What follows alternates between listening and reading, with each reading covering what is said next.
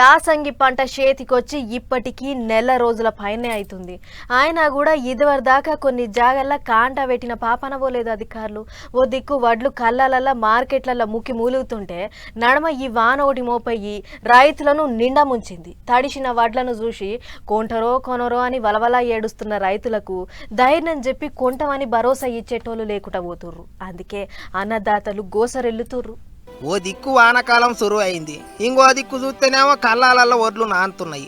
రైతన్నల గోస చిన్నగా లేదు. చేసిన కష్టం అంతా కండ్ల ముంగట్నే గంగపాలైతుంటే లాభో దిబోం అంటున్నారు అన్నదాతలు. ఒడ్లు దాడిచిపోయి కళ్ళాలనే ఒడ్లు మొలకెత్తి అంత ఆగమాగమైనరు. ఇగో జనగామ జిల్లా చిలుపూరులో నెల దినాలైతున్నదట, కాంటాలు పెడతలేరట, వడ్లు కొంటలేరట. కానీ వర్షానికి 4-5 సార్లు తరల పోసినాం సార్. ఈడికి మేము పంట పండించి మాకు మిగిలింది ఏం లేదు సార్. కూళ్ళకే అవుతాను, పడితే కూల్లే, పక్కకు పోతే కూల్లే, మళ్ళీ దగ్గర పోతే కూల్లే. మా వల్ల అయితే లేదు సార్. ఈ పంట వండియలేమనిపిస్తుంది, మాకు అంత విసుకొస్తుంది. మీరు ఏవలన్నా ఆదుకొని మా పంట తీసుకపోండి సార్. ఈసారికి అసలు విరక్త పుడుతుంది వ్యవసాయం చేయాలంటే. ఎక్కడనో ఆ ఏసీలలో కూర్చున్న వాళ్ళకి ఏం బాధ సార్, మా బాధ మేము పడుతున్నాం. వ్యవసాయం చేయాలంటేనే మనసు వస్తలేదు, అంతగానం గోస అవుతుంది.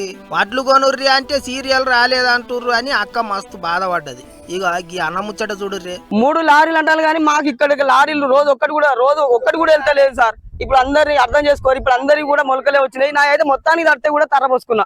పొద్దుగాల వచ్చినాం మా పిల్లల మేము వచ్చి ఇగో ఇప్పటిదాకా కూడా ఒడ్లను పక్కకు పోసుకున్నాం, మొత్తం నీళ్ళకెళ్ళే.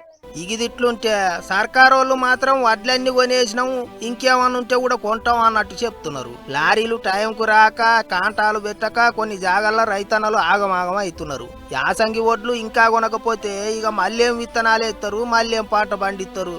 యాస్టకొచ్చి అన్నదాతలు వ్యవసాయం బంధు పెడితే లోకమంతా ఏం కావాలి అన్నట్టు గరం అవుతున్నారు. వాళ్ళ కష్టాలు చూస్తున్న పబ్లిక్ ఇప్పటికన్నా జల్దిగా వడ్లు కొనాలి అని కోరుకుంటున్నారు.